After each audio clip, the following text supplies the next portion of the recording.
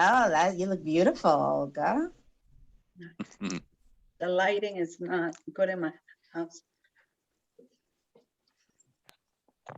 And then I'm going to start it so that the people can come in.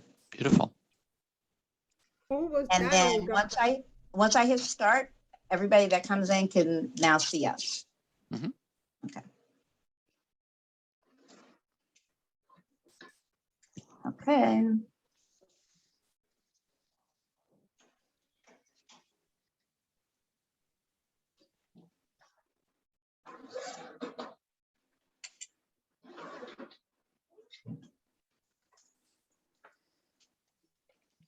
Okay, folks are coming in.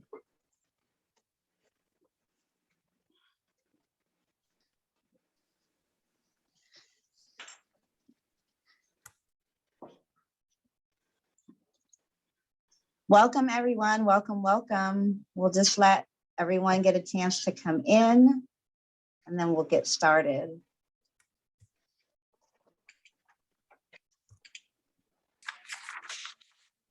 Oh, I should have had music.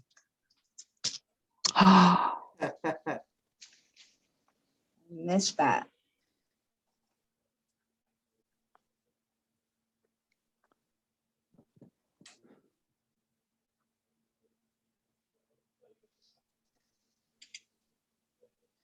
Nice. We already have 32. But if you take away us, we got 26. Yep, and they're coming in. Just like that quick math I just did, everyone. I know, that's impressive. Okay, so we will get started now. Welcome, welcome, everyone. Thank you for joining us for what we know will be an incredible conversation today with some of Suffolk County's leaders. Our department, the Department of Human Resources, Personnel, and Civil Service, is engaged in an ongoing effort to support and nurture a diverse and inclusive workforce and develop Suffolk County as an organization and place where people prefer to live, work, play, learn, and raise families for generations to come.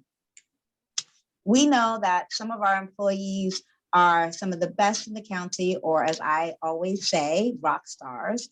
And our hope is that you get to learn more about each other through this programming and through the future employee engagement programming that we have to come. I want to thank our personnel officer, Tom Melito, for his leadership.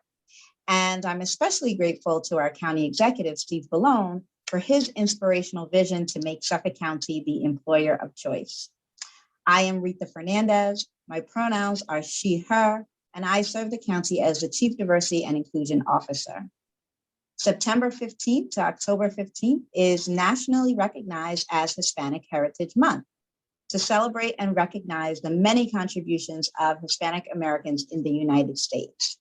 Today's conversation, I'm very excited for you to hear from our colleagues, and I'd like to start by introducing our moderator for the discussion, Paul Martinez. Paul is new to the county and is responsible for talent acquisition and strategy.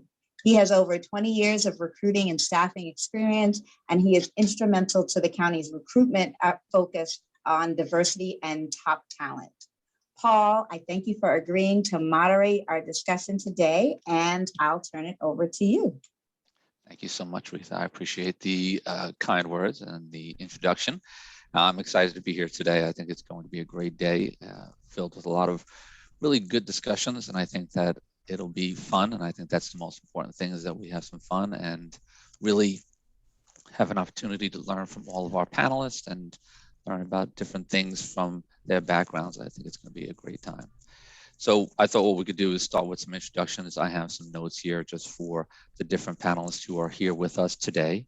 And we'll also be taking questions at the end of the panel discussions today. So feel free to type your questions into the chat feature here, and we'll be sure to go back and look at them as well. So we'll start off today with introductions, and then I'll turn it over for some questions as well. But first, we have Milagros Soto. Milagros is the Deputy Chief of Internal Affairs with Suffolk County Police Department. She is a 33-year veteran of the police department, and she was recently promoted to Deputy Chief of the Internal Affairs Bureau as the commanding officer. She's the highest ranking female and first ever Hispanic deputy chief in the department.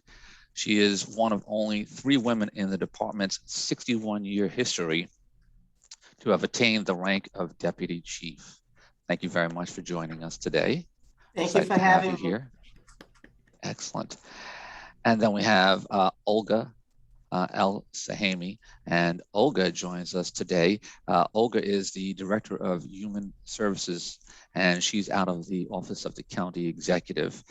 Olga and I have had an opportunity to work on a few things together, and Olga joined in April of 2020, so she is a recent addition to the office here, and she brings just a tremendous amount of experience. And right now, she's been bringing together the Youth Bureau, the Office of Minority Affairs, the Office of People with Disabilities, and the Office of Women's Services to fulfill the county executive's recovery mission and ensure all people of this county are truly served. Thank you so much for joining, Olga.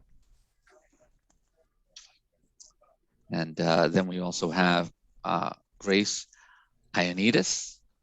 I hope I got that right. Did I get it right, Grace? Please tell me I did. Oh, good. Grace is the Director of Women's Services and from the Office of the County Executive as well.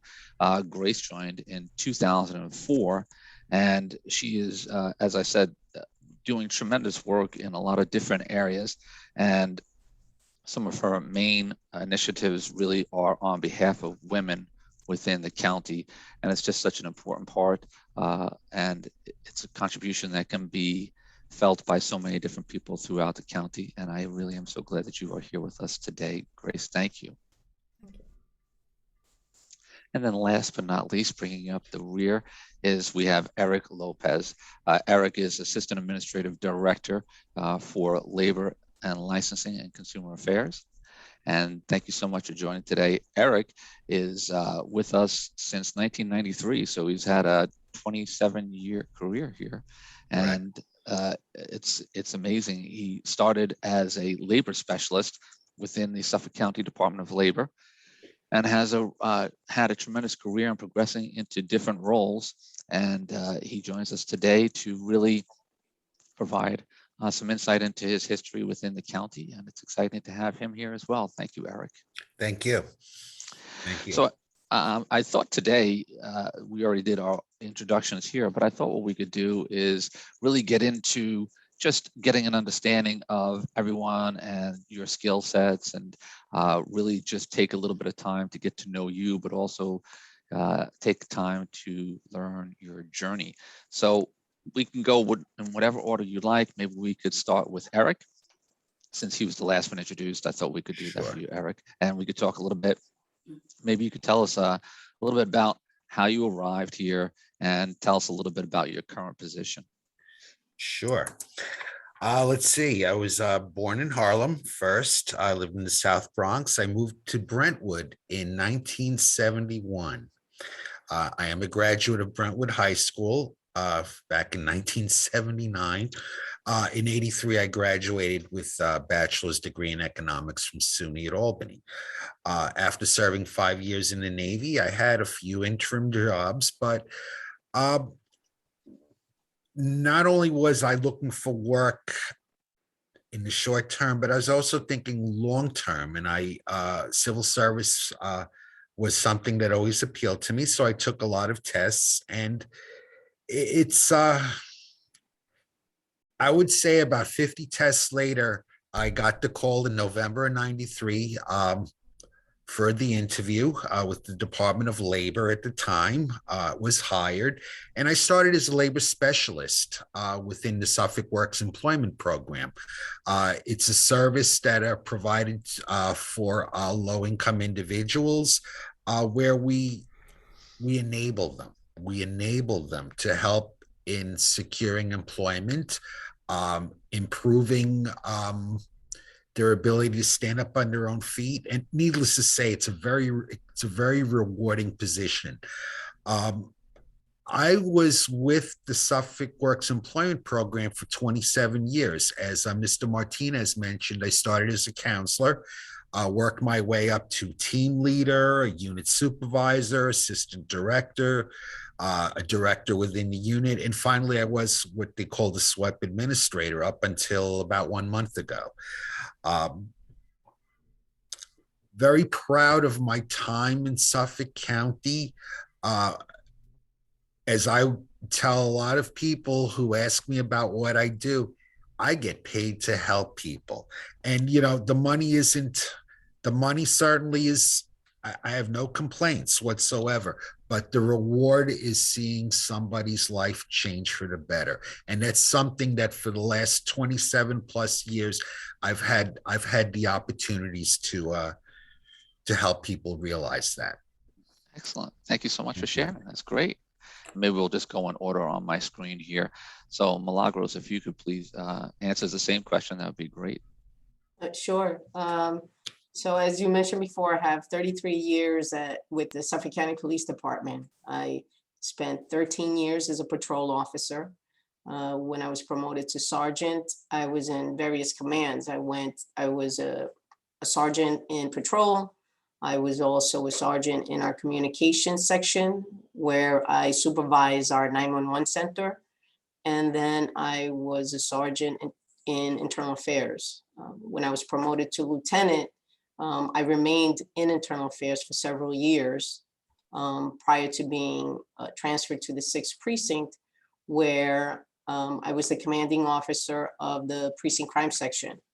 Upon my promotion to captain, I was sent back to internal affairs where I was a team leader and supervised a group of investigators.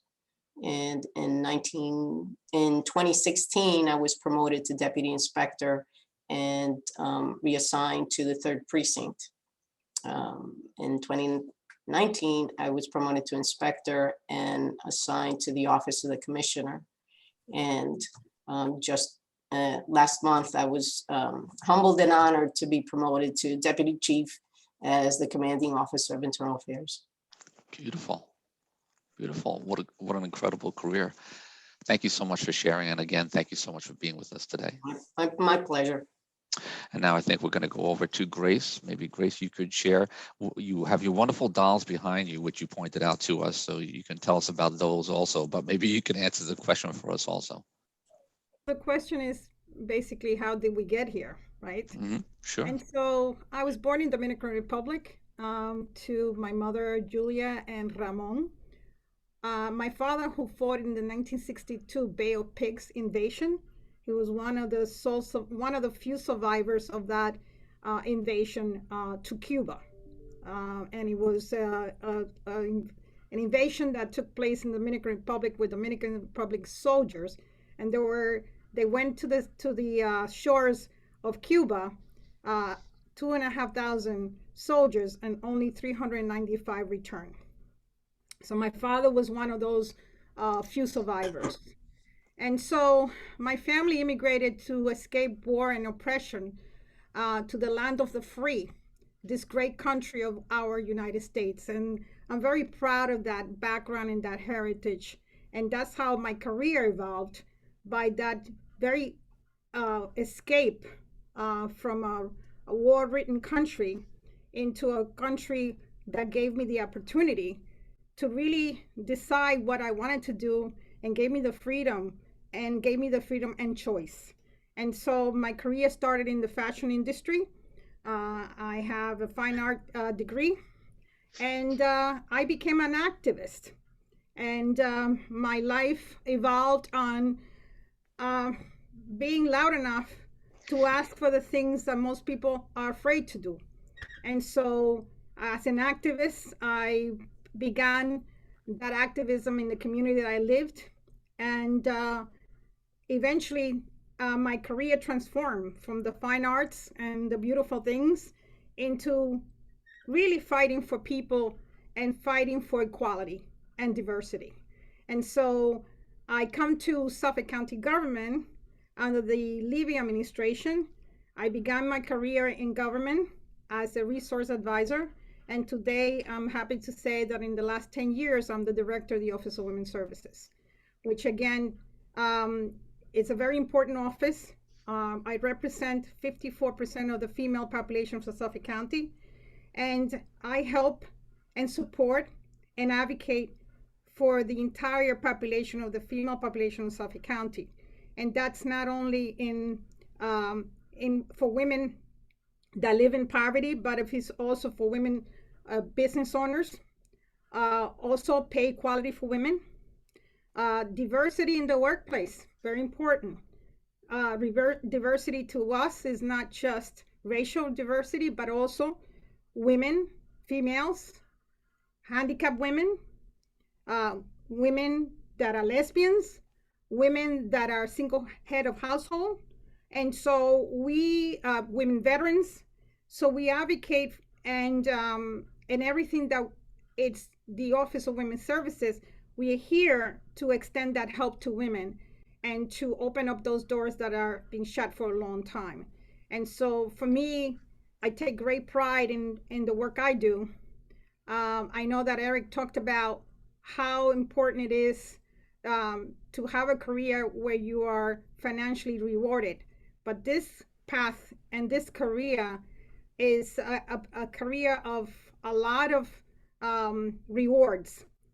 There's nothing more than serving people and doing public service and how you transform the lives of people that you work for. So that's the overall view of my career. And I have to tell you, I thank this career because I really come to work and do what I love doing. And that's always so important. We talk about that all the time. I know when I'm doing interviews with people, it's always good to hear the passion in their voice and the fact that they want to do what they're doing. And it's not only always just about a paycheck. So it's great to hear that. Thank you so much for sharing your journey to here in the county and all the work that you're doing here. And now we have Olga with her very fancy background that we're all jealous of today. Olga, you could answer the same question for us as well, please. This background actually was made for me, by the Hispanic Advisory Board, which I'm very proud to help and lead and advise. I was born and raised in Mexico, in a very small town on the Gulf of Mexico. I came and I said to my father, Dad, it's only 1 year, please let me go. I had the opportunity to come to school. I promise you I'm coming back after 1 year. And I fell in love with the country and with a man who became my husband. So lo and behold, I did go back, and I went back, and my husband followed me to marry me over there in Mexico. Then professionally, life took me in many different paths. I was in corporate, I was in aerospace, I was a team leader and a project manager for aerospace and aviation industries, where not only it was the challenge was being Latina, but also being a woman. I was the only, let's just say I was the only woman who had an office in a huge company. All the women were in cubicles. All the men and the engineers were in offices with windows, you know, so people would do a double take when they saw me sitting there. Then from there, what I really wanted in my heart was to help people. And I was able to leave my corporate career and go into a nonprofit. I was the director of Adelante of Suffolk County, which serves people, mostly Latino, in Brentwood, Centralized, North Bayshore area. At the end of 2017, I decided to leave that position. So Paul, you mentioned I came in 2020, but actually it was the beginning of 2018 when I came. I sent an email saying goodbye to everyone. And someone in this administration saw my goodbye email and gave me a call and said, "What are you doing?" And I said, "Look, it coincided with my husband retiring, and we were making plans to take a cruise around the world and just enjoy." And then that call came, and I came to the administration. I was talking to a good friend, and I said, "But I'm hesitant because I don't like politics. I don't know if this is me." And he told me, he said, "There's a difference between politics and government. And what you're being asked to do is what's in your heart and what I've watched you do, but now you can do it at a bigger level." So that's what sold me into coming here. And I truly believe that everything happens for a reason. I am a firm believer of that. And sometimes you are where you need to be. It was a part-time position because I still wanted to kind of have that freedom to be home with my retired husband. And then COVID hit, the pandemic came. I was asked to join full-time. I was asked to take on all of these responsibilities. And I am so grateful because I have been able to see firsthand the help and the improvements and the impact that I have been able to have in people's lives because of it being in this position. Thank Beautiful, you. thank you. That's excellent. Well, again, I am so glad you're here today, and thank you for clarifying when you joined the county. I apologize for that oversight. No, so The nice thing is when I listen to all of you, it's incredible because every person on the call today is having an impact on people's lives in such a varied amount of ways. And that's the beautiful thing about our work, is that you're impacting people. And there are times where you see it firsthand and you really fully understand, I've helped that person and that person has a name and a face. But everybody on the call here, there are so many people that you are all helping every day and that you're having impact on these lives. And they're all people that you don't even necessarily know or see. And that's just, it's really humbling to hear all of you talk about it. And again, I'm so glad that we could hear your stories today. I thought one of the things that we could talk about, you've all had successful careers and you've had success along the way in coming here. And everybody always looks at a successful person and says, "Oh my gosh, that person is successful. They must have had a straight line to success." And there's always different challenges and different ways that you've all come to your different roles and positions. And you've encountered obstacles along the way. You've encountered different issues, and everybody has different things that they have to overcome. But maybe we'll go around again, but we could talk about some of the obstacle that maybe you had to overcome and the lesson that taught you and the impact that it had on you. Olga, I know we just finished with you, but maybe we'll start with you for this one. So maybe you can share that. Sure. There were several, and I had to pick one. So as I fought through all those obstacles of being Latina, of being woman, being a minority, and when I finally was in that office, and I had a master's degree, I had just graduated, and my boss comes into me, and he starts to talk about an employee who was asking for a raise, and he said to me, "It's just I don't feel that she deserves it.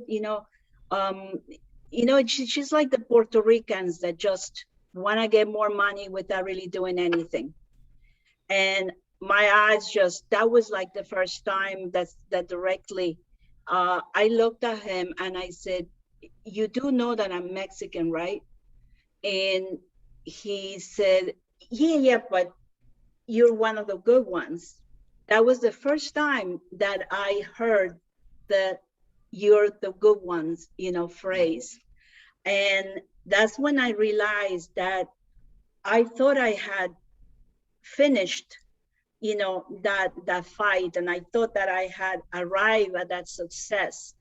And that's when I realized it wasn't over. That's when I realized that I had to go back and pull the others up.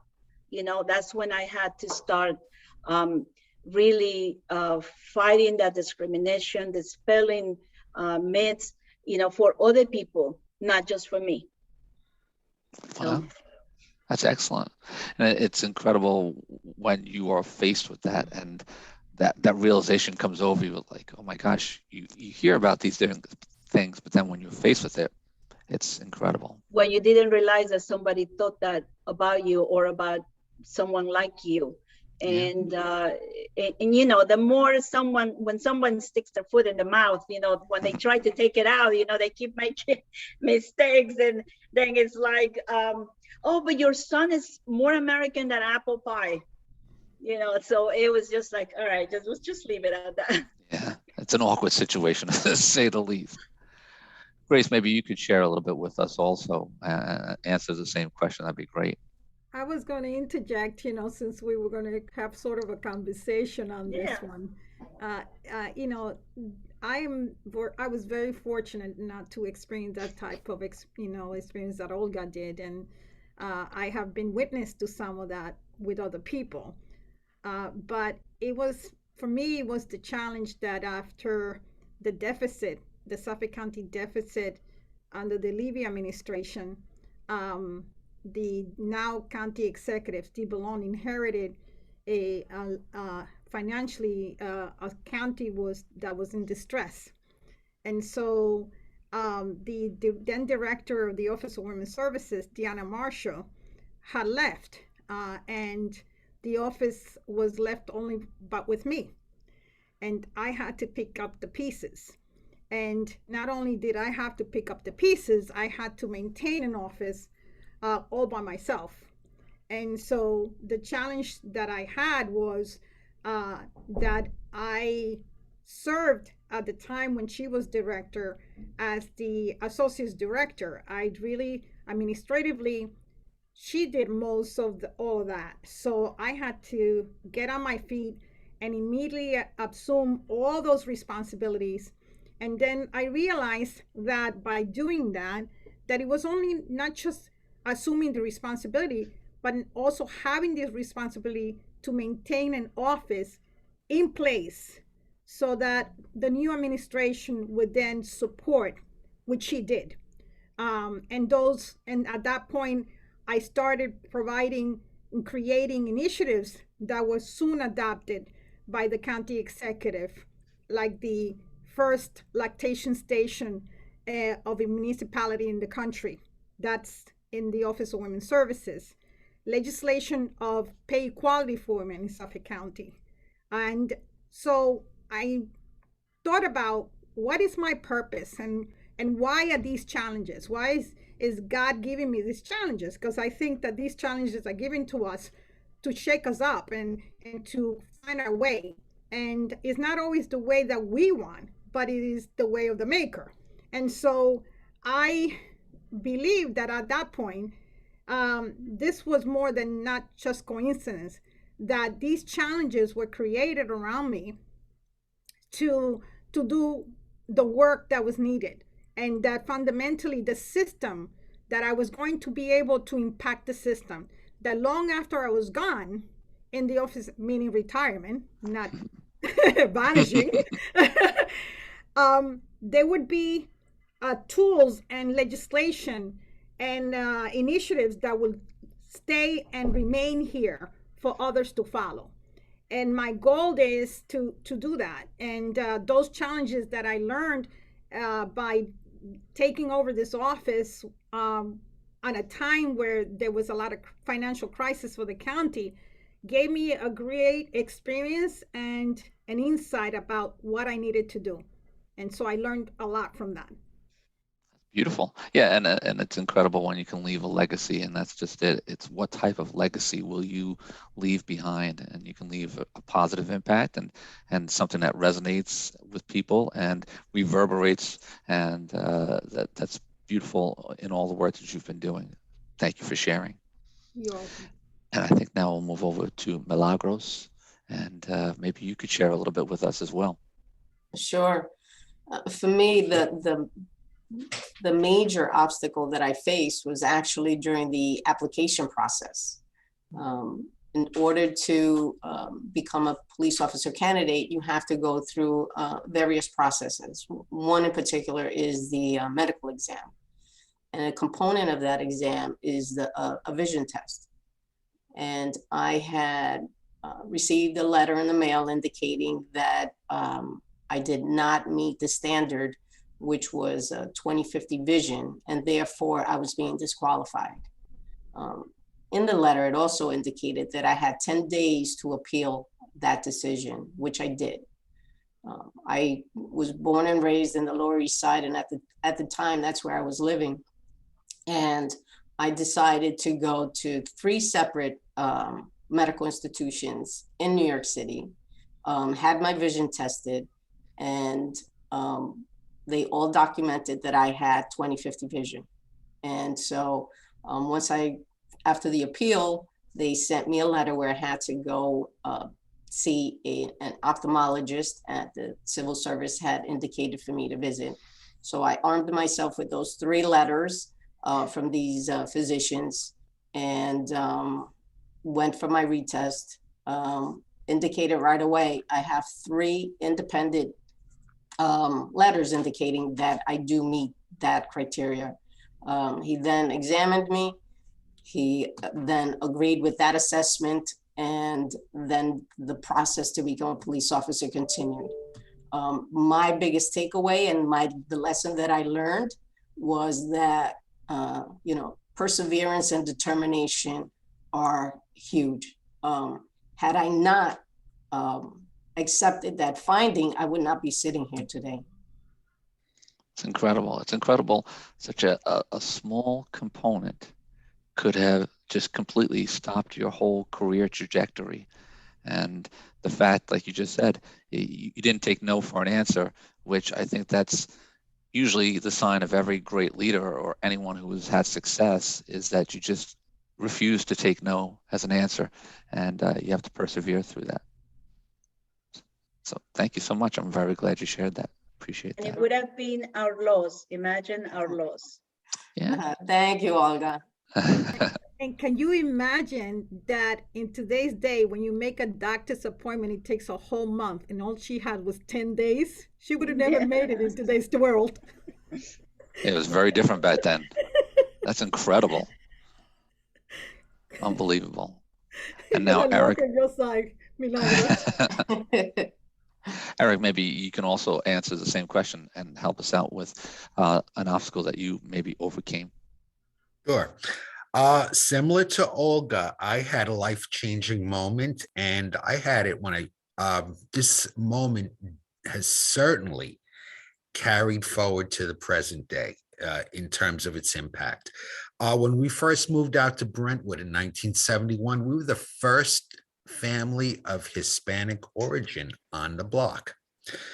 So, it took a little bit for the children on the block to warm up to play with my brother and I. And, after a couple of weeks, we're out there swinging the bat or doing, playing games. And one of the neighbors came up to me and said, you're one of the good, followed by a derogatory term applied towards Hispanics, beginning with the letter S. And it's funny, my father overheard the statement from the comment from the young lady, and he pulled my brother and I aside that evening, and he spoke to us about dealing with others.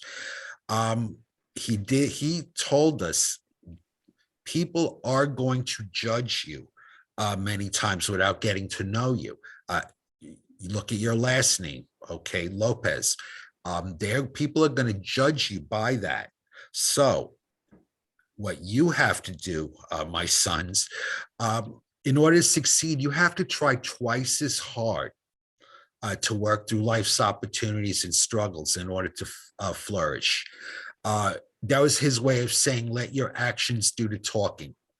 So I do think about that frequently, that experience.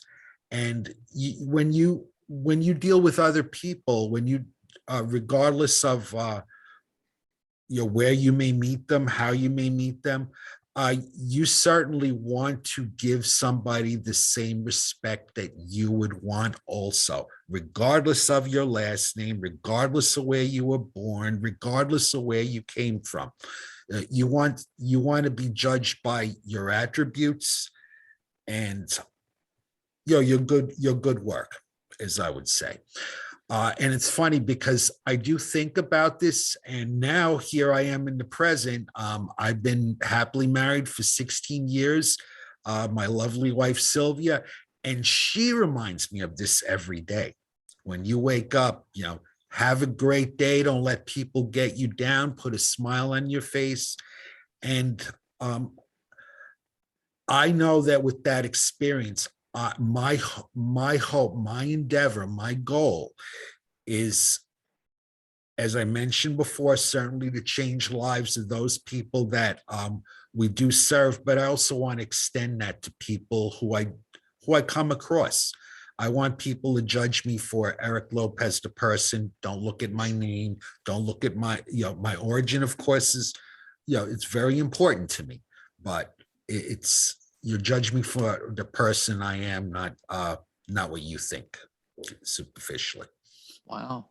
Thank you. Thank you so much for sharing. And it's amazing because it has such an impact on you. This is 1971.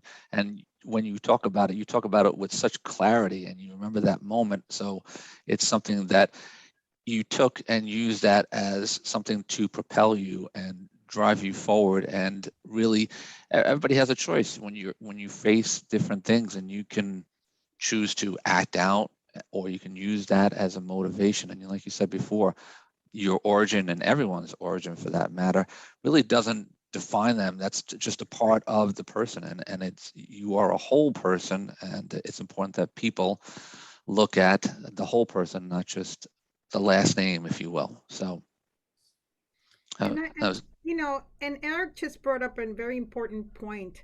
Don't expect people to feel that you're an equal. You have to feel that you're an equal, and you Right. have to own it. Don't expect it. You have to claim it.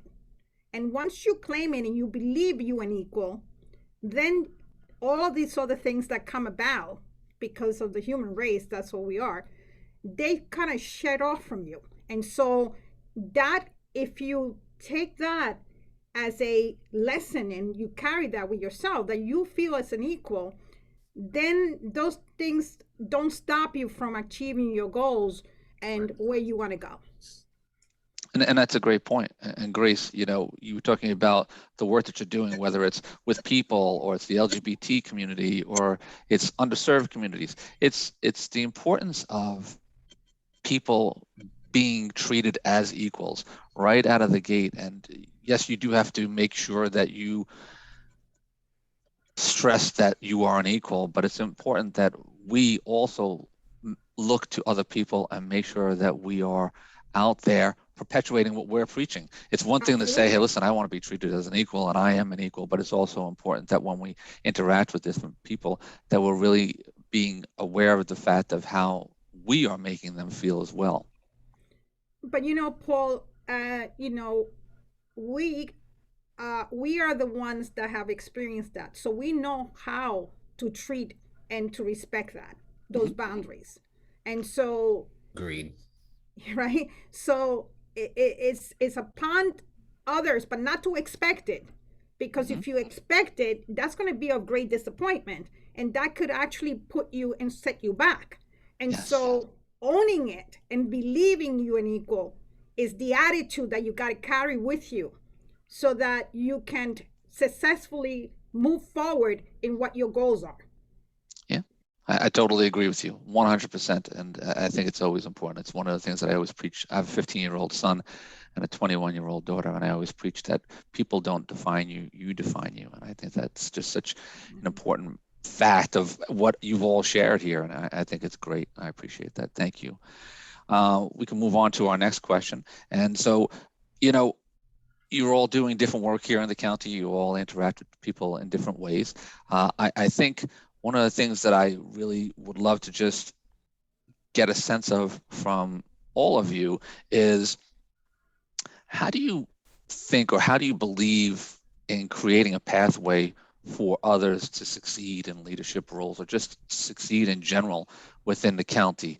I think this time what we'll do is, Grace is nodding emphatically right now, so I think we're going to start with Grace first today. I'm doing that because I get a giggle with this one. In the years that I have been in the Office of Women's Services, I take on interns.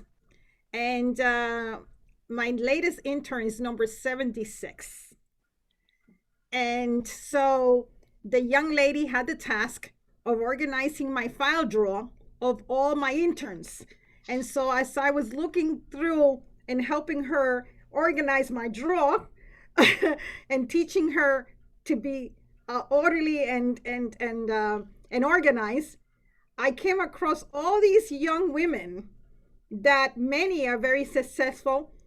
They still calling me, and they, they think I should remember them, but I remember what they did. I don't remember them by names.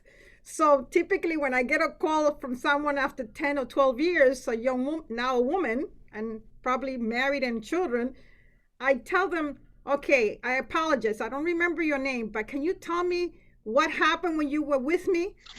And to give me a story, and I will remember you. And so it's a great opportunity to say that the way that you can impact this journey and you can provide other people and show people the way is by taking on,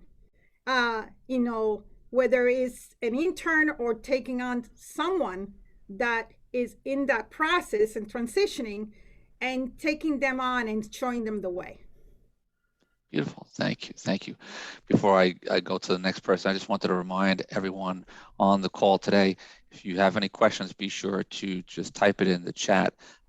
Just a time check for everyone. We're coming up on 1:15. I just wanted to point that out. But we'll move on to Milagros. Maybe you could share a little bit of how you feel that you can really help people succeed, or advice on how to succeed. Sure.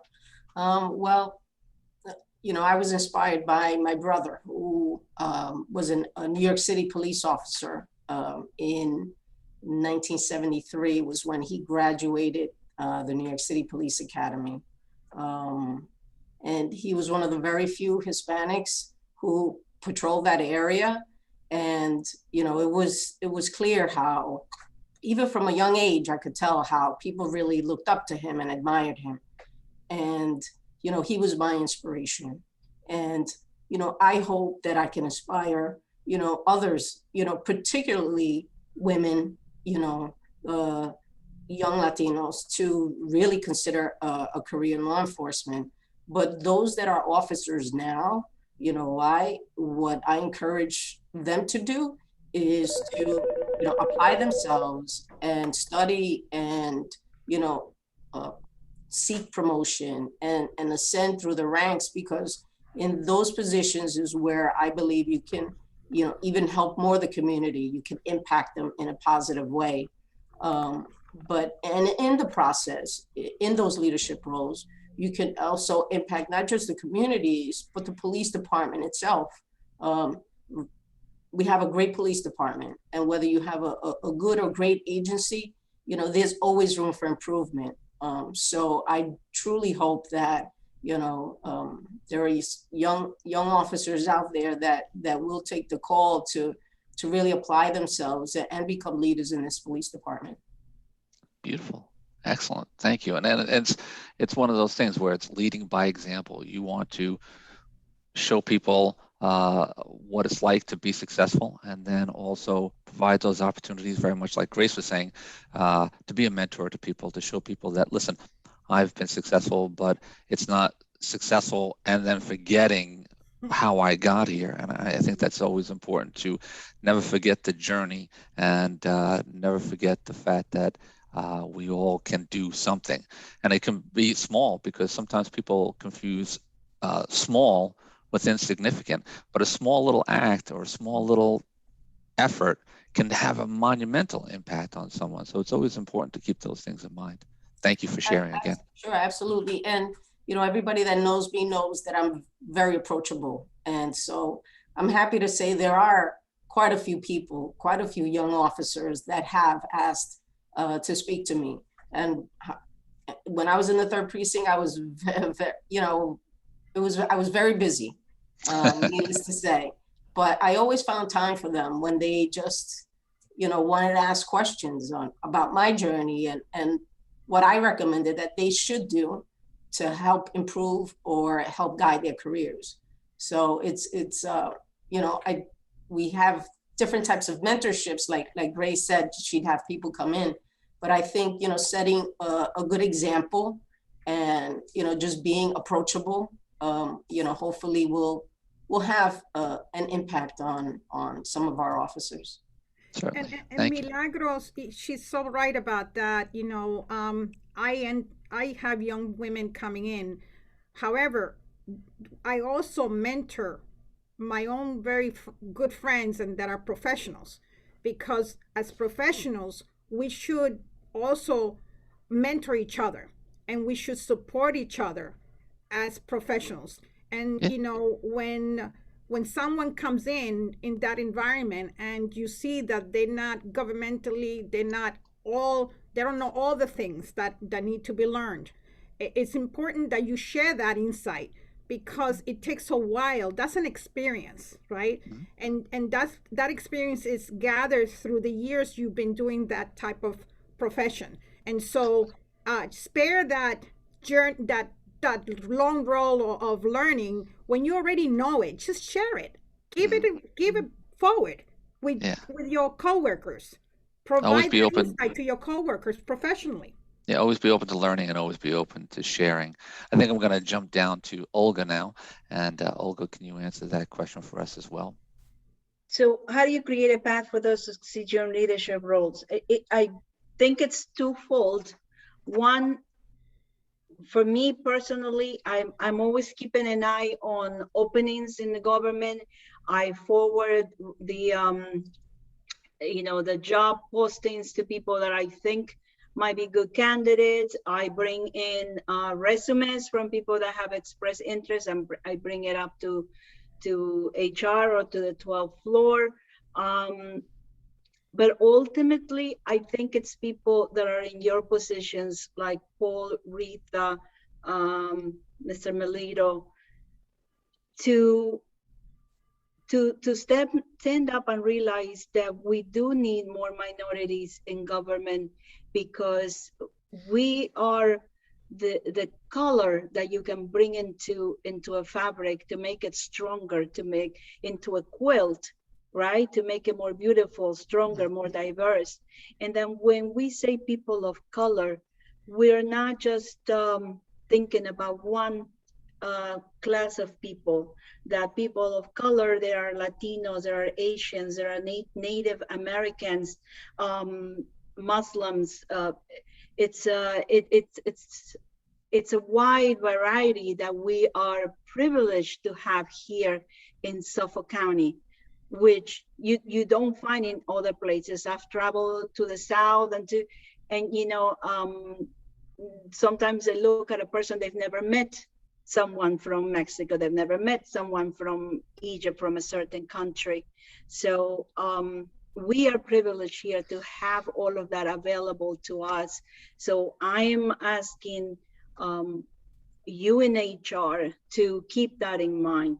And to the people that watch us, to the people that want to join us, and just in general, I think it's what Milagros said, don't give up. Don't take no for an answer. We tend to be a culture of, porque yo lo dije, porque ya te dije, cállate. You know, that is like, we tend to remember that, don't ask questions. Ask questions. Not only whether you're going to a doctor, and sometimes we say, I don't know, the doctor told me this. But why? I don't know, that's what he said. Ask questions so that you can understand. If you're going to a job interview and they said no, ask questions. Not because you're gonna hold them, oh, you have to hire me, but ask questions because it might help you with your next interview. You know, what did that interviewer see in you that made him say or made her say no, so that you know in the next interview how to address that. That's great. And I love what you said as far as you know, part of the responsibility certainly comes through the talent acquisition office, as well as the work that Retha does. And that's why I'm proud to say that for me, obviously my last name is Martinez, so it's something that's important to me already straight out of the gate, but it's something that's always been near and dear to me, just in general, to try and have an inclusive environment in all the companies that I've worked at. But when looking at the role here and being considered for the role, it's something that really resonated with me, because when I spoke with Retha, or I spoke to Tom Melito, and even when I spoke with the county executive, it was something where you could tell it was a monumental importance to really drive diversity, equity, and inclusion within the county, and really make it a point to always keep that top of mind, and always make sure that when we're doing different things, no matter what it is, that should always be part of the decision process, and something that we should always be aware of. But that's really good sharing. Thank you. And I am so happy, Paul, when I've seen your offices, your positions being created, really, it gives me great hope. And also you guys need to consider, and I know you will consider, that when we say diversity, it needs to be diversity in leadership positions, not only diversity in work, because it flows down, right? Those acceptances, those attitudes, it flows down. One of the corporations, and it was a Fortune 500 company that I work in, they presented a, like a graph and a presentation about all the diversity that they had in the company. I said, yes, but you're counting. I said, we have 3 floors here in this huge building. If you go down to the lower, to the basement, that's where you have the Latinos, because they work in shipping and they work in assembly. Then you go to the middle floor, and that's where you have the Vietnamese. So you're counting them like diversity, because they are your technicians, your repairmen, your linemen. I said, and then you come to the administration, to the management floor. I said, and you have me. So don't show me a graph of all the diversity and 70% diversity. They are not in the roles where we need them to, we want them to be, or we wish them to be. So that's right. Something important to remember. Yeah, it's proper representation is really what it boils down to. I just want to be aware of the time, and I want to give Eric an opportunity to answer the question as well. He's been waiting very patiently. So thank you, Eric, for waiting. If you could just answer that question, that'd be awesome. Thank you. Sure. Yeah, I have to say, I consider myself very lucky. I've certainly worked my way up the career ladder, but believe me, I'm very cognizant that I had a lot of people help me along the way. They took interest in what I was doing, looked at my work. I would like to think, looked at my work ethic, looked at my accomplishments, and said, yeah, this is somebody who could lead people. It's something I never forgot. And as I progressed, certainly those people, those individuals who I may have been charged with supervising, I would make sure that I would say hello every day. That goes a long way. Say hello, how are you doing? Ask them if there are any issues, anything could help them with. And that interest goes a long way. So I find that, as far as creating a pathway, hey, first of all, you have to be enthusiastic about what you do. That's, without, believe me, I'm a morning person. I'll get up and say, hey, hello world, I'm ready to go.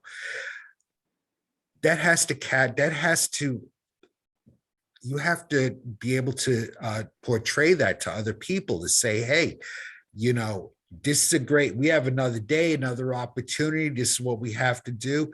And, you guide people, it's just taking interest, not only what you're doing professionally, but, put out words of encouragement. If there's anything that has to be fixed, don't come down so harsh. Just say, okay, it's a great effort, but this is how you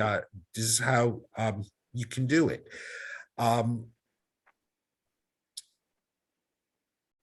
What I try by example to set is strong work ethic and a can-do attitude.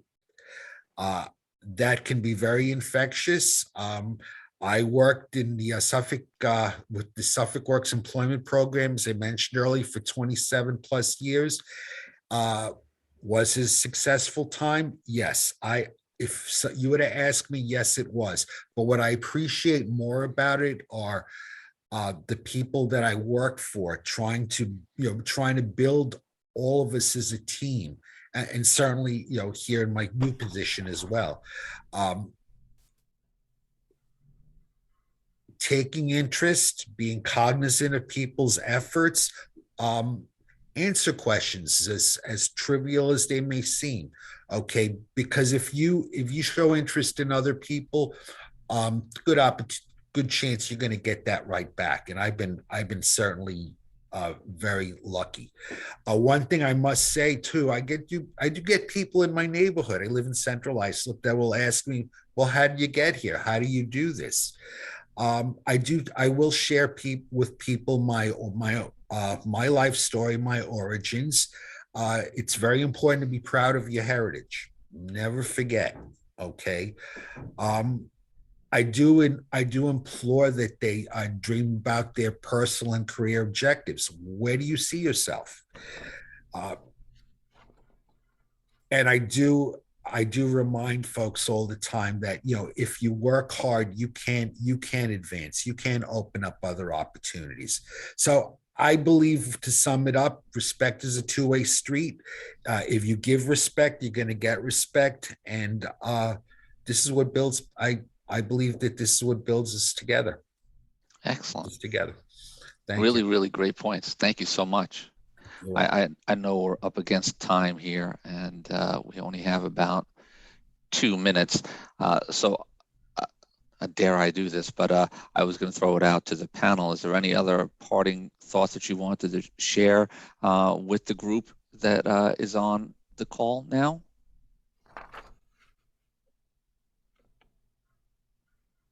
Wow. It's just remember, for all the ones that are county employees, it's not a job.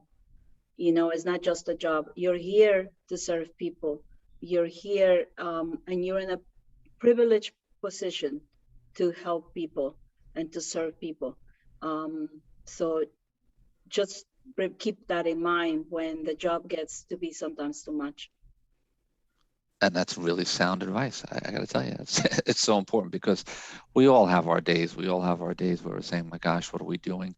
This can be overwhelming, especially nowadays. And it's important to really always keep that in mind. And I'm sure you can all see the different comments coming in on the chat area.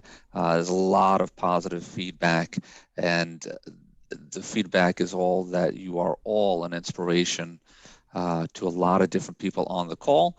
I can certainly say I am 100% humbled by the stories that I'm hearing here today. And you all have all these different journeys that have taken you here, but you've all been successful in your own right, it sounds to me, professionally and personally. And I can't thank you all enough for being on the call today.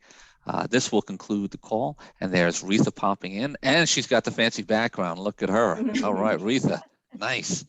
Is there anything that you wanted to add? Yeah, I just wanted to say thank you all. I also commented, very inspirational, love to end real, and that's what we love, and that's what I hope will come out in these conversations that we have. And thank you for everyone that joined in. I think there was a comment in the Q&A about, Eric, did you get a new title? Is that what we understood to be? I know. I'm assistant administrative director. What Yes. happened is I was overseeing the Suffolk Works Employment Program. I got moved to the One Stop Employment Center. I oversee what we call the administration unit, personnel, payroll, management, research. Totally different ball game for me. But like I mentioned before, challenges, we should always take challenges, look at them as opportunities, and run with it. I love that. It makes me stronger, but even more importantly, hopefully the whatever help, whatever talents may be able to lend to other people. Hey, that's what I'm about. Help. I think that, thank you, Eric. And I think that role is definitely, you'll be helping people in a different way. Yes, absolutely. It's great. I also just put in the chat a link to our Suffolk County's Milagro Soto is to be celebrated. And there was a link where she was featured on ABC News a couple of days ago, but their link is in the chat. And my husband was watching it and he was like, "Oh, you got a chief." And I said, yes, that's our Millie Soto. We're so proud. So if you haven't seen it, the link is there. And I just want to thank you all again for sharing and spending the time with us. Thank you so much, everyone. Thank you for having us. Thank you for having us. Thank you. Okay, and so panelists, everyone, you feel free to leave, but panelists, I just want us to pose to take a photo. Sure. So if you could just smile so that I can do a screen capture, and we're getting some more thanks in the chat. I love that. So just keep smiling and let me see if I can get this. Hold on. Everybody smile? Okay, wait, hold on. No, don't. Let me test it first. My cheeks are hurting.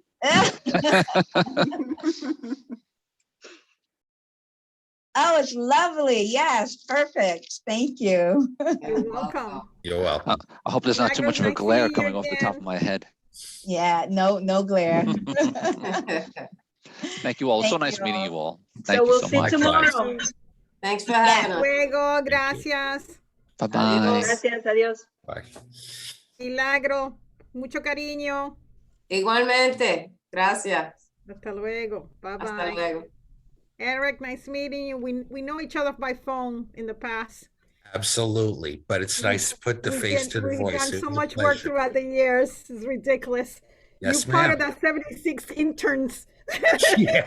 Oh, yeah. The referral. Remember the referrals? Oh, yes. And Oh, I yeah. wanted them a certain way. Remember that? They had to have the certain skills said, and then I would work with the rest of it.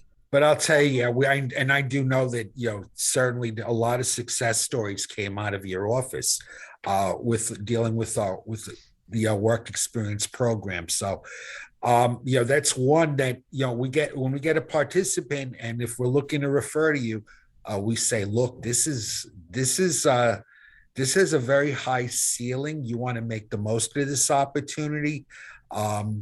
They're going to work you, but you're going to get out of it when you put in for it. And it's not a bad thing. So, and I'm tough. You know that I'm tough, but I want to quickly tell you the story. One day I came into the office and I went through the plaza level and they said the FBI was looking for me. And I said, what the heck did I do wrong that the FBI is looking for me? Well, the FBI was looking for me because there was an intern that had been in my office that now was in Washington, D.C. and needed clarification and clearance for security clearance at the highest level in Washington, D.C. So they said that they were my intern and they go back 10 years of your experiences out there. Yeah. So I had to go through my drawer of interns and to locate this intern and realize, oh my goodness, this is what she ended up. Washington, D.C. And that's one of the success stories from one of your referrals. That's That's beautiful. It's great. Yeah. It's great. Yeah. So I'm going to end the webinar now. And Grace, that story was captured on the recording. So it's a great ending story too. It's a great story. It's a great story. Okay. So thank you all again. Have a great rest of your day. Thank You're very you. welcome. Take care, everybody. Nice meeting you all. You Take too. care. Bye-bye.